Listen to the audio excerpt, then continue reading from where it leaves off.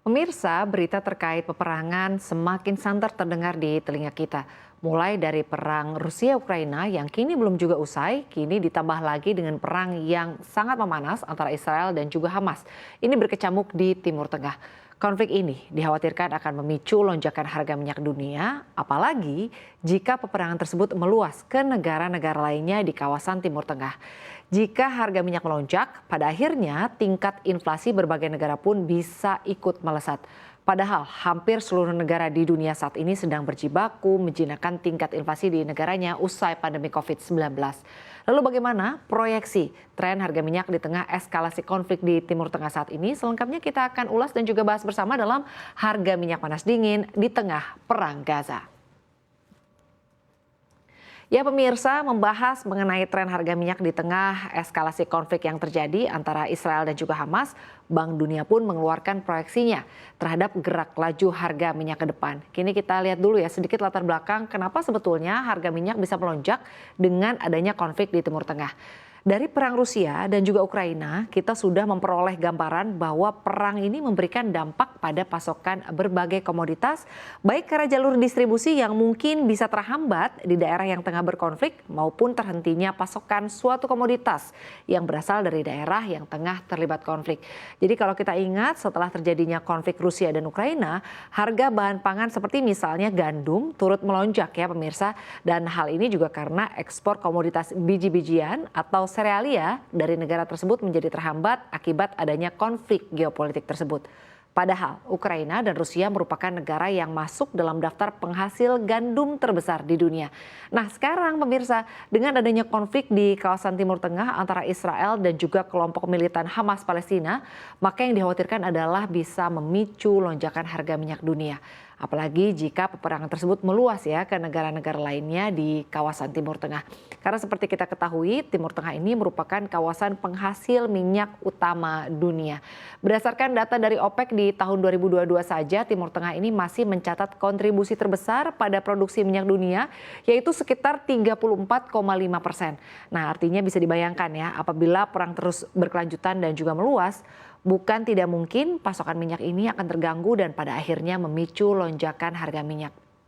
Nah pemirsa, Bank Dunia juga melihat gitu ya beberapa waktu terakhir ini bahwa harga minyak cukup sensitif terhadap setiap update terkait perkembangan perang yang terjadi di Timur Tengah.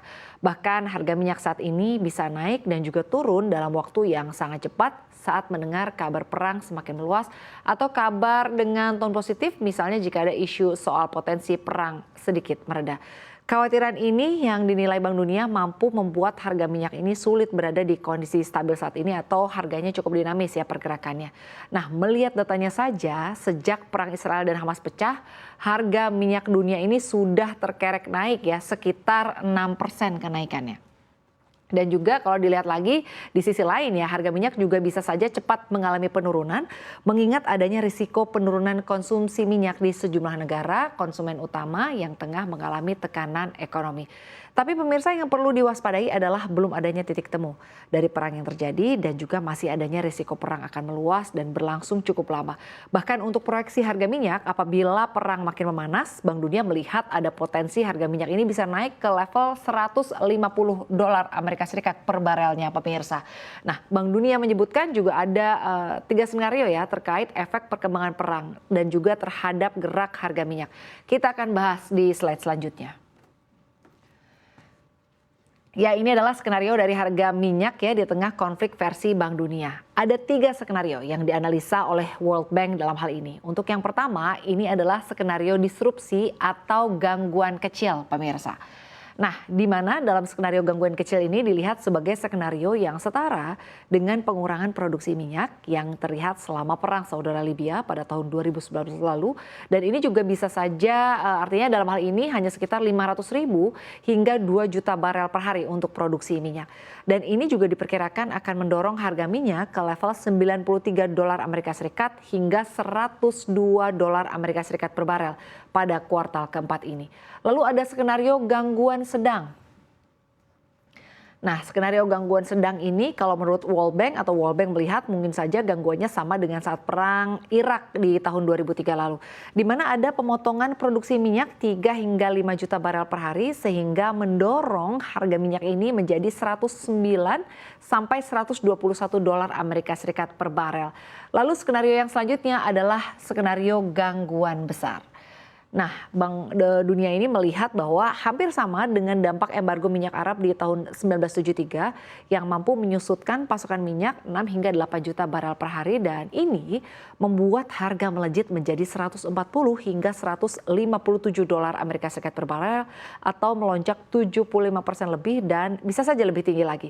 Nah, parahnya lagi, dari harga minyak yang melesat, hal ini tentunya akan berdampak pada kenaikan harga barang, jasa, dan juga yang lainnya dan berujung pada kenaikan inflasi di berbagai negara. Lalu apakah hal ini juga akan berdampak pada perekonomian Indonesia? Kita akan bahas di slide selanjutnya, pemirsa. Ya, ini adalah dampak dari kemungkinan atau atas kenaikan harga minyak ya bagi Indonesia. Ya, di tengah konflik Timur Tengah yang terjadi dan juga dikaitkan dengan potensi kenaikan harga minyak, Presiden Joko Widodo ini sudah mewanti-wanti ya bahwa bisa saja harga BBM nantinya ikut terkerek naik karena tidak kuat ditahan oleh subsidi yang pastinya ikut melonjak. Nah, negara pun harus siap karena ada akhirnya fundamental ekonomi pun bisa ikut terganggu, misalnya saja tingkat inflasi yang bisa ikut naik atau ngegas gitu ya, karena jika harga BBM naik tentunya ini akan memicu kenaikan harga lainnya seperti misalnya biaya transportasi dan juga harga-harga barang lainnya karena bagaimanapun yang namanya BBM ini kan menyangkut ke banyak aktivitas perekonomian ya. Nah, distribusi barang ke berbagai lokasi tentunya membutuhkan biaya bahan bakar dan hal ini juga pada akhirnya bisa memicu kenaikan inflasi, pemirsa. Hal-hal ini tentunya perlu menjadi antisipasi pemerintah serta masyarakat agar sudah memiliki ancang-ancang atau berjaga-jaga ya menghadapi potensi turbulensi ekonomi yang bisa saja terjadi di kedepannya. Ya pemirsa, semoga pemerintah dan para pemangku kepentingan dapat bersinergi agar guncangan ekonomi tidak terjadi begitu keras dan memberikan dampak negatif yang besar bagi ekonomi kita.